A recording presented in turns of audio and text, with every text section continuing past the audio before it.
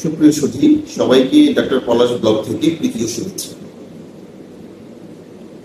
আমাদের অনেকেরই দীর্ঘদিন কাশি থাকতে থাকে।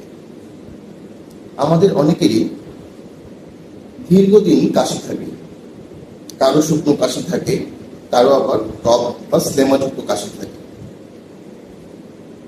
অনেক রকম মেডিসিন খাওয়ার পরেও সেই কাশিটা কমতে চায় না।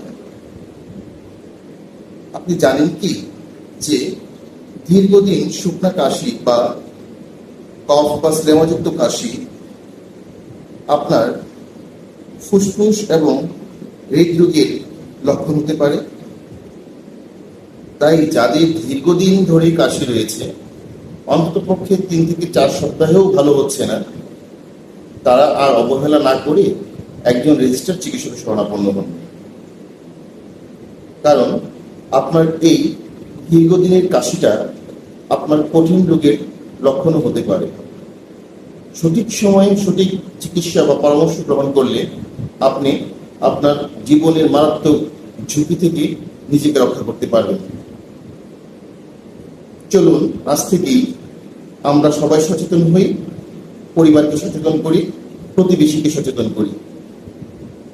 সচেতনতাই পারে সুস্থ সুন্দর একটা জনশক্তিতে রূপ দিতে। পরিশেষে সবাই ভালো থাকুন, সুস্থ থাকুন।